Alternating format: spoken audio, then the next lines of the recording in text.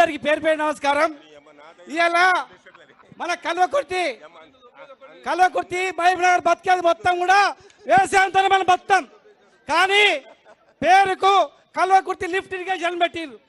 30 సంవత్సరాలు కేసీఆర్ గారు జెండా పట్టుకున్నప్పుడల్లా టెంకాయ కొట్టారా, తెలంగాణ ఉద్యమం అన్నప్పుడల్లా టెంకాయ కొట్టారా, శిలాపలకం. కానీ నీళ్ళు వచ్చినాయా? కాంగ్రెస్ ప్రభుత్వంలో నీళ్ళు వచ్చినాయా? ఎప్పుడు వచ్చినాయి? తెలంగాణ వచ్చిన తర్వాత కేసీఆర్ ముఖ్యమంత్రి అయిన తర్వాతనే మన నీళ్ళు వచ్చినాయి.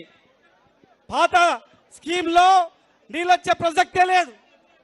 తర్వాత పాలమూరు రంగారెడ్డి, దానికి జయపాల్ రెడ్డి గారు పేరు పెట్టుకున్నారు. సరే సంతోషం, పేరు పెట్టిన కానీ ఏమైనా పైసలు వచ్చినాయా? ఇక చెప్పుకుంటూ వస్తే చాలా ఉన్నాయి. అన్న చెప్తాడు ఒకటే, ఈరోజు రేపు పంచాయతీ ఎలక్షన్స్ వస్తున్నాయి, రేపు ఎంపీపీ ఎలక్షన్స్ వస్తున్నాయి, జడ్పీటీసీ ఎలక్షన్స్ వస్తున్నాయి. కనుక ఒక లేట్ పెట్టుకుంటూ వస్తారు.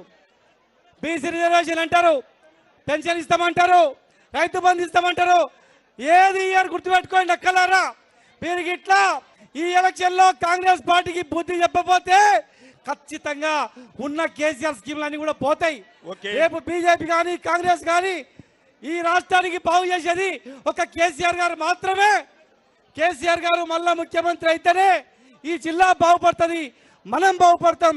ఈరోజు కేటీఆర్ గారు అడుగున ఎక్కడ పోయినా కూడా గ్రామాల నుంచి నీరంజనం వెళ్తుందంటే మళ్ళా కేసీఆర్ రావాలని ప్రతి ఇంట్లో కూడా ఎదురు చూస్తున్నారా లేదా?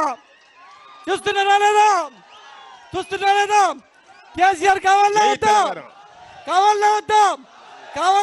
చదిలేపండి. కావాలా? కేసీఆర్ వస్తేనే మన జీవితాలు, మన మహబూబ్నగర్ జిల్లా సస్యశ్యామలం అవుతుంది. మన ముసలు కానీ, పేద బడుగు బలహీన వర్గాలు కానీ, రైతులు కానీ బాగుపడతాం. కనుక ఏ ఎలక్షన్ వచ్చినా కారు గుర్తుకోవాలి. జై తెలంగాణ, ధన్యవాదాలు. జై కేసీఆర్, జై కేటీఆర్. దయచేసి ప్రతి ఒక్కరు కూడా గమనించి ఒక్క నిమిషం ప్లీజ్. ఎందుకంటే గౌరవ హైకోర్టు మనకు పర్మిషన్ 2 గంటల వరకే వచ్చింది. ఎవరు కూడా మాట్లాడే అవకాశం లేదు. మనం ఎన్ని మాట్లాడినా కేటీఆర్ గారు మాట్లాడితే అది రాష్ట్రము, దేశము, ప్రపంచం మొత్తం పోతుంది.